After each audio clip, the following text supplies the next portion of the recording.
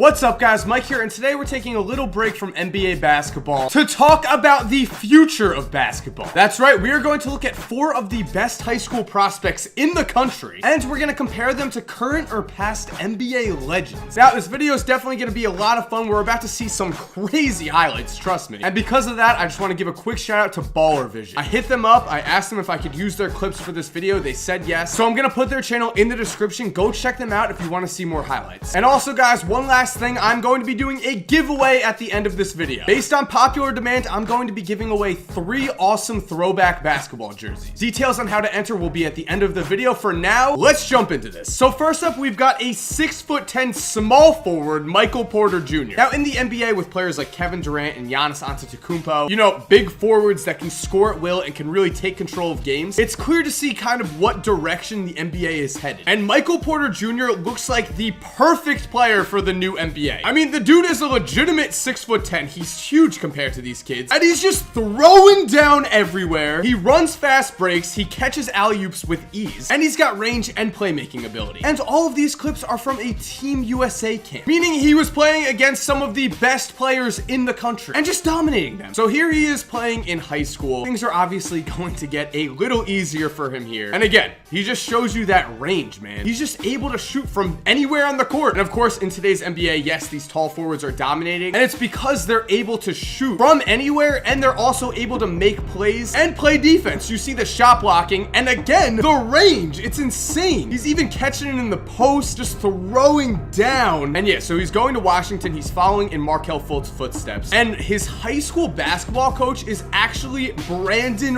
Roy. How awesome is this, guys? Brandon Roy, you know, he didn't get to fulfill his full potential as a player, and he himself has said that he wants to get people to stop talking about what he could have been as a player and instead have them talk about what he is as a coach. He wants to be a coaching legend, and coaching this kid, you know, this is a great start. I mean, going into this, I didn't realize just how ridiculous his shooting was. Like, there's obviously going to be a lot of clips of alley-oops, of just monster dunks, but some of these shots he's making, there's just guys right in his face. So if I have to compare him to one modern or past NBA legend, I mean, I am struggling with this a little bit because I've been reading that lately his playmaking has improved a lot. So if that's the case, maybe he's something like a Tracy McGrady type, but I'm not sure if his vision's really there. I'm not sure if he's really a lead guard like that. And I've also seen him compared to Kevin Garnett, but I don't think he's a defensive presence as a big man like that, really. So I think we can compare him to those two guys. He's got aspects of their games, but the best comparison really, I think, would be Paul George, who's not a basketball legend, at least not yet, but if Paul George continues down this road, he's gonna be a Hall of Famer, it looks like. So we're going with Paul George. So we're continuing. Number 2, Bol Bol, the son of Manute Bol. There are reports that are saying that Bol Bol is looking to be a 7'7" Kevin Durant. We can see he's not 7'7", but the man is, I don't even, what is he, 7'1", 7'3"? If he's able to put the ball on the floor like this, if he's able to shoot like this, at that kind of height, you're going to be valuable. Right now, he's only ranked something like 44th in his class. And so the Kevin Durant talk might be a little premature there, but we've been talking about this new NBA. You need big men who could spread the floor, put the ball on the floor. That's what Bol Bol is able to do. We're seeing it. I mean, he's throwing down, but he's also just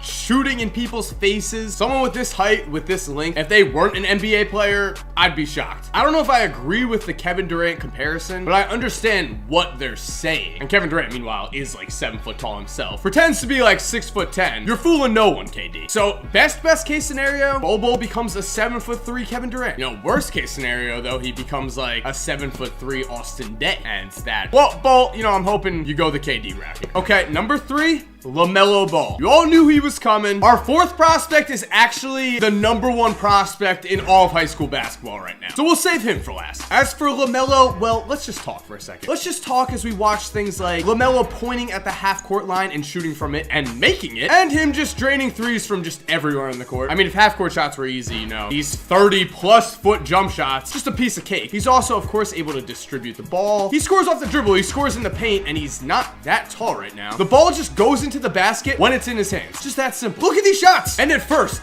everyone loved LaMelo Ball. Everyone was like, LaMelo Ball is the greatest. He's the next Steph Curry. But then he started getting hate for scoring 92 points in a game, which I understand. We all saw the clips of him cherry picking. It didn't look like basketball. It wasn't great. I get that. However, you have to understand that at the end of the day, this kid was the starting point guard on Chino Hills last season, won a state championship, was the #1 team in the nation, killed it, averaged over 15 a game, and he was supposed to be in 8th grade. He skipped a grade to play with his brothers. He's scoring 92 points in some of the most competitive high school basketball games in the country, and he should be a high school freshman right now. His brother, Lonzo, is 6'5" or 6'6", and right now, LaMelo's sitting at 6'1", 6'2", maybe 6 foot. He's not that tall for high school basketball, but he is tall for his age, and he doesn't look like he's done growing. So we could be watching in a few years a 6'6", 6'7" LaMelo Ball who's able to do all of these things on a basketball court, but with an extra 5 or 6 inches. That is scary to me. That is terrifying to me. I mean, I can't hate on him, man. Like, okay, I get it. I get the cherry picking. I get that some people are gonna hate on that. But the fact that he's able to do this at this young of an age, that he's able to shoot like this, it's a credit to his work ethic. The man has grinded so hard to get this good. All of the brothers have. So I respect that. And if I were to give him a comparison, I mean, who else are you gonna compare him to? He's Steph Curry. He's Pete Maravich. You know, right now, he's the number 16 recruit in this class. So he's a sophomore. That, again, is a year younger than he should be. What do you think he'd be ranked if he was a freshman right now? He'd be ranked #1. What do you think he'd be ranked if he grows another 4 or 5 inches? The ceiling is not set on LaMelo Ball yet. He could be ridiculous. We'll see if it happens. But for now, let's just go to #4, the final guy on this list. Marvin Bagley III, aka the #1 high school basketball recruit in the country, regardless of class. And oh my God, you can see why. So while looking Marvin up, I saw some things that said that a double-double in the NBA is going to be easy for him. He's going to be flirting with triple-doubles. And I'm not sure exactly how much I believe that, because looking at his high school stats, it says that he only averaged 1.5 assists a game. But the thing is, you see him run out in transition like this, and I don't know what to think. The man looks incredible. He's just catching oops, just dunking in people's faces. He's got unlimited athleticism. He's completely in the mold of Michael Porter Jr., but he's ranked ahead of Michael Porter Jr. and is younger. His dunks are